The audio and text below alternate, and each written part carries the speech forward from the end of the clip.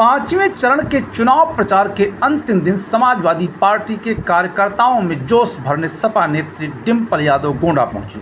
जहां उन्होंने सपा प्रत्याशी श्रेया वर्मा के समर्थन में रोड शो किया। इस दौरान सपा के समर्थन में जन सैलाब देखने को मिला। रोड शो गोंडा शहर के अंबेडकर चौराहे से निकला, जो मुख्य मार्गों से होते हुए आगे बढ़ने लगा। कई जगह डिंपल यादव व सपा प्रत्याशी श्रेया वर्मा का फूलों से भव्य स्वागत हुआ। डिंपल यादव ने अखिलेश यादव का संदेश देते हुए सपा प्रत्याशी के पक्ष में मतदान करने की जनता से अपील की। भाजपा पर बरसते हुए उन्होंने कहा कि यह सरकार महंगाई पर अंकुश लगा पाने में विफल है, महिलाओं के साथ गलत व्यवहार और बेरोजगारी चरम पर है।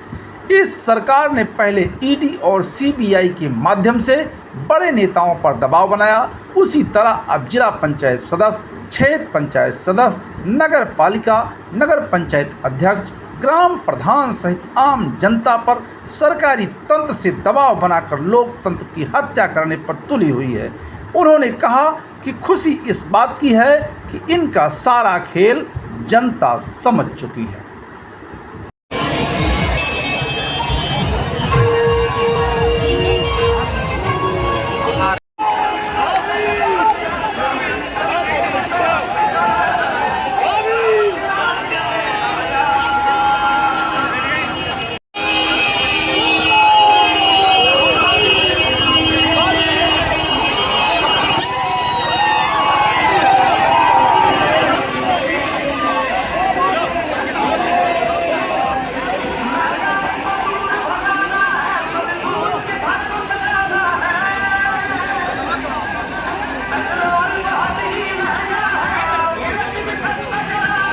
सरकार का पतन होने जा रहा है, किस तरह के दबाव है कार्यकर्ताओं मैं पर? समझती हूँ जो फेजेस में चुनाव हो गया, चरणों में,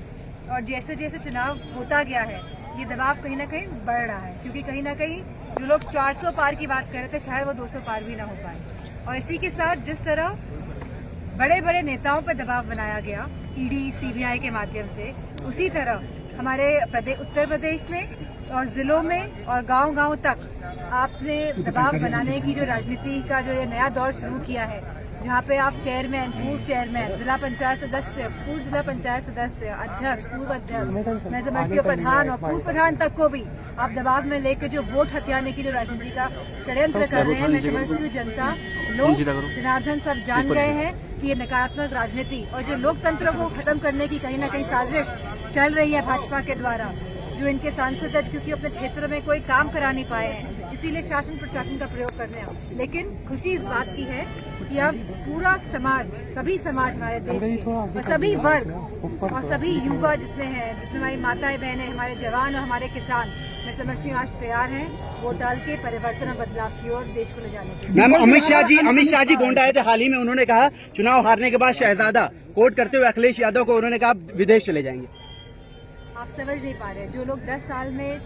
काम नहीं कर पाए और मंचों से अपने काम गिना नहीं पा रहे हैं, जहां युवाओं की हालत दिन ब दिन अस्थिर हो रही है, जहां बेरोजगारी चरम सीमा पे है, जहां महिलाओं के साथ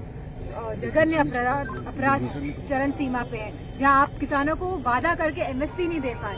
जहां आप मुट्ठी भर पूंजीपतियों को आपने लाखों करोड़ों रुपए आपने उनको लोन फ्री कर दिया,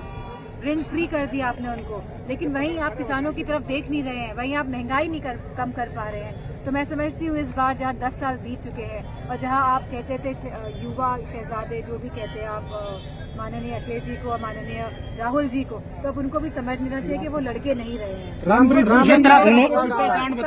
बहुत और बात का ज्ञान हो जाना चाहिए कि 10 साल जहाँ हमारा युवा 30 साल का था और जहाँ 40 साल का खड़ा है, तो